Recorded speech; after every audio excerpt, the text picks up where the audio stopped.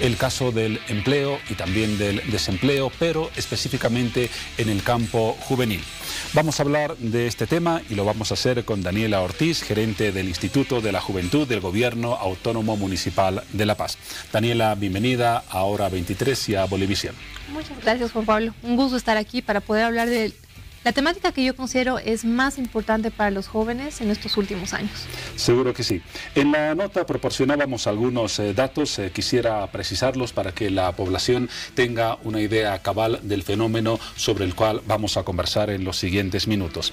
De acuerdo a los datos del gobierno, la tasa de desocupación juvenil llegaría al 8%, pero de acuerdo a otras instituciones, por ejemplo el caso del CEDLA, el Centro de Estudios Laborales, la desocupación juvenil estaría arriba del 14.5%.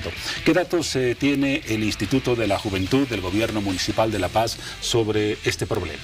Pues que el CEDLA está un poco más acertado. A la realidad. Sí, y en realidad los datos que tenemos es que la tasa de desempleo de los jóvenes está cerca del 21% en el municipio de La Paz. Solo en La Paz. Solo en La Paz. Esto es casi 3 veces más alta que la tasa de cualquier adulto, porque está alrededor del 5%. Entonces nos enfrentamos a una situación donde tenemos jóvenes más capacitados de lo que en alguna vez fueron los adultos a su edad, pero con menores oportunidades de tener un empleo. Para que también la gente y nuestros televidentes tengan una idea cabal del problema, a veces es bueno comparar nuestra realidad con la de otros países. Si en el caso del municipio de La Paz estamos por el 21% y a nivel nacional a más del 14%, ¿tiene algún ejemplo de algún país vecino respecto a este índice, el índice de desempleo juvenil, para comparar en qué situación estamos? Bueno, es una situación que no se vive solo en Bolivia. Es una situación que se está viviendo en los países vecinos. Argentina tiene una tasa de desempleo un poco menor a la de Bolivia, a la de La Paz específicamente.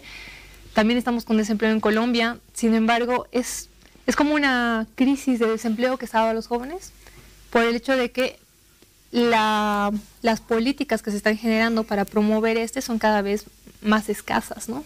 Y tenemos jóvenes, como te decía, mucho más preparados. Incluso te dicen que ya un título no es suficiente, que tienes que ir por el siguiente, que la maestría y el posgrado, y sigues pues en el mismo lugar con un nivel salarial bastante bajo. Enseguida vamos a hablar de las razones del problema, pero 2016 y posiblemente 2017 sean años críticos para el desempleo general y para el juvenil. Incluso el presidente del Estado, en el informe correspondiente a enero de este año, daba cuenta de que hemos alcanzado el pico más alto en cuanto a desempleo. Un fenómeno entonces preocupante y reconocido por las propias autoridades. Sí, y creo que es el primer paso, reconocerlo, ¿no? Para poder generar proyectos y políticas que nos permitan hacer frente a esta situación. Aunque no exista coincidencia entre las cifras oficiales y las cifras que manejan organismos o entidades que se preocupan de estudiar el tema. Totalmente. Vamos ahora a algo que mencionaba en parte de su presentación a propósito del tema.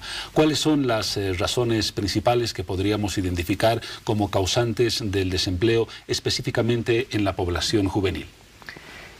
Hemos estado haciendo pues como un estudio este último año, porque hemos aperturado otros programas de empleo, como te comentaba en un inicio, y hemos visto que, bueno, considero que son dos. Una, las pocas políticas que incentiven a la empresa privada a generar empleos estables para los jóvenes, empleos remunerados. La mayoría de los jóvenes que ingresan en el mercado laboral ingresan en condiciones pues muy informales, o sea, sin contrato, primero, con un salario por mucho debajo del mínimo, en condiciones bastante complicadas, y se ha determinado que esto define de alguna manera la calidad de los empleos que vas a tener más adelante. Entonces, esa ha sido importante la primera experiencia laboral que tenemos los jóvenes. Y como la empresa privada ha estado viéndose pues muy apretada por las políticas gubernamentales y no tan incentivada, pues ha estado reduciendo estas oportunidades. Por otro lado, hemos tenido, después de una época muy alta económica, pues un descenso. En el gobierno municipal hemos tenido recortes muy fuertes, hablando de tema presupuestario, lo que también ha hecho que tengamos que reducir el presupuesto para incentivar el empleo juvenil, que estoy segura pasa en otras entidades privadas también, que no fomentan el empleo juvenil como una política, pero seguramente emplean jóvenes también.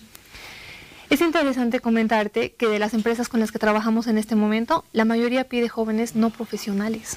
No profesionales. No profesionales. Entonces, esto nos está mostrando que no están tratando de generar un nivel necesariamente alto en cuanto a contratar jóvenes pues muy bien formados. Están tratando de reducir sus costos para cubrir las demandas que tienen. Enseguida vamos a ocuparnos del tema, pero tal vez en el principio de la entrevista, usted es muy joven, ¿profesión? Administradora de empresas. Y tiene la suerte de tener un buen empleo. Sí, y siempre lo digo, siempre he hecho lo que me gusta. He elegido siempre hacer lo que amo, entonces creo que así nunca te falta empleo. Seguro que sí. Vamos a las causas que comenzamos a explorar como razones de la mala calidad del empleo y el desempleo en el sector juvenil. ¿La falta de formación profesional es una causa importante? Pues ya no tanto. Por el factor que mencionaba hace unos instantes, sí. Quizás sea una de las causales de ese panorama, ¿verdad? Sí, y en realidad ahora tenemos jóvenes que le tienen muchísimo miedo a emprender. Tenemos programas específicos para formación de emprendedores, no solo en el instituto, sino en el gobierno municipal. Pero los jóvenes consideran, porque los padres también hemos crecido así, con la idea de que si emprendes eres desempleado. Entonces, estamos con una generación que lo que quiere es un título que le va a generar mejores oportunidades, pero ya no estamos en esa época. ¿Un emprendedor sin título puede tener éxito en el mundo laboral? Yo creo que sí, porque se trata más de una actitud. Es importante el título, es importante los conocimientos, pero tenemos gente con maestría que está trabajando de taxista, que no necesariamente es bueno o malo, pero probablemente no estudió para ejercer esa profesión o esa tarea o ese rubro. Aunque desde luego esta situación no debería desincentivar el estudio y la formación profesional de los jóvenes. Por supuesto que no. Para no lanzar un mensaje equivocado. Por supuesto que no. Sin embargo, no es ya necesario únicamente el título. Estamos en un momento en el que las empresas están buscando, creo yo, gente jóvenes con actitud y un montón de capacidades más allá del título. Tenemos una altísima oferta de jóvenes con título allá afuera, pero no tenemos los empleos necesarios para hacerle frente a esta situación. Entonces están buscando el factor que te hace distinto a los otros 300,000 jóvenes que están compitiendo contigo en este mercado laboral. Y tenemos un sistema educativo que no está respondiendo a lo que ahora las empresas necesitan, que es una actitud emprendedora, de levantarte a las caídas, tolerancia a la frustración, toda esa clase de cosas que en el colegio pues no aprendes, ni en la universidad tampoco. Usted hablaba al principio de la relación entre estado de la economía y generación de empleo. Una economía que no tiene un crecimiento sostenido, que no desarrolla el sector productivo, obviamente va a generar mejores o menores, mejor dicho, posibilidades de empleo. Ese es un factor. El segundo, el tema educativo. ¿Qué otro podríamos destacar como causante de que no tengamos un índice óptimo de empleo juvenil en el país? Pues mira, nosotros hemos tenido una experiencia bien interesante este último tiempo. Tenemos empresas que nos llaman y nos piden jóvenes. Los llamamos a 3 chicos y resulta que no van a la entrevista porque algo pasó y se olvidaron, tenían doctor, quieren reprogramar y creen que el mundo es bastante flexible, pero todavía estamos en un mundo que viene del siglo anterior y tenemos que ajustarnos a cómo funciona ahora. O que todavía están en el colegio o la universidad. Sí, eso es otro tema. Hay muchos jóvenes que son bachilleres o están terminando el colegio y empezando a estudiar y necesitan trabajar. Tenemos las postulaciones que hemos recibido son cerca del 40% de jóvenes que necesitan empleo y todavía no son ni titulados ni egresados. ¿Pero por qué pierden esa oportunidad por esas razones que aparentemente son tan banales? Por esta nueva generación, ¿no? Tenemos una generación millennial que es bastante impaciente, queremos todo para allá, hemos nacido con la tecnología, entonces estamos entrando a una página de Facebook y todo aparece al instante, entonces no hemos crecido con el tema de trabajar por las cosas, queremos todo ahora, no nos gusta esperar, y es algo que tenemos que trabajar con esta nueva generación, entender cómo pensamos y en qué somos buenos en realidad, ¿no? Son bastante activos, aprenden muy rápido, son muy creativos y tenemos todo este otro lado. ¿Y esa mentalidad se reproducirá en el sector mayoritario de los jóvenes o es más propia de un sector medio alto que de un sector medio bajo? No, económicamente hablando. Yo te diría que en realidad es bastante mayoritario. O sea, la generación millennial son los nacidos en los últimos 20 años, 30 años, entonces son todos los que hemos nacido en esa época, seamos bolivianos o seamos mexicanos, que hemos nacido con la tecnología, lo que hace que la forma de pensar sea distinta y la forma de aprender también sea diferente. Y por lo tanto la forma de trabajar también es distinta. Pero las empresas no todas están entrando a ese ritmo y no comprendemos muy bien cómo pensamos los jóvenes y los jóvenes no terminamos de entender cómo siguen pensando las empresas. Ahora existe otra faceta del problema. Hemos identificado las causas para el desempleo juvenil, hemos señalado que existe un porcentaje muy bajo de empleo formal y ahora podríamos hablar del tema del empleo de baja calidad, de la mala calidad de cierto empleo. ¿Por qué en Bolivia es casi mayoritario este sector, el que tiene algún empleo pero que no reúne las condiciones de respeto a los derechos laborales, de seguridad social, de la perspectiva de la jubilación a largo plazo? Bueno, yo lo atribuiría primero al tema económico, como te decía, porque tener un empleado al que contratas y tienes beneficios sociales y demás es muchísimo más caro que una persona que está trabajando pues por producto y es medio informal. Tenemos muchas empresas que van muriendo en el tiempo por todas estas restricciones que el Estado le pone para que podamos tener empresas legalmente constituidas. El informalismo es bastante exitoso y esto también genera que sea más fácil emplear desde lo informal.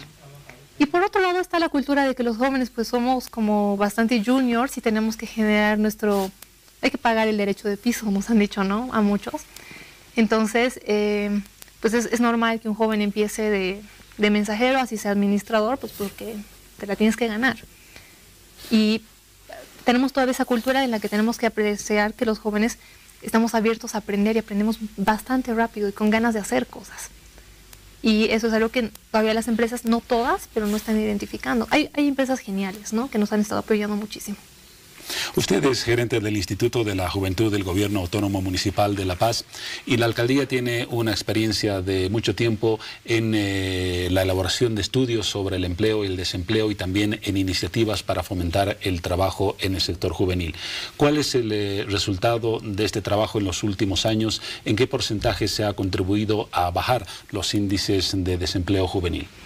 Mira, el programa más conocido es el de Mi Primer Empleo. Este año hemos cumplido 10 años con el programa. Más de 800 jóvenes han podido generar su primera experiencia laboral en el gobierno municipal de La Paz.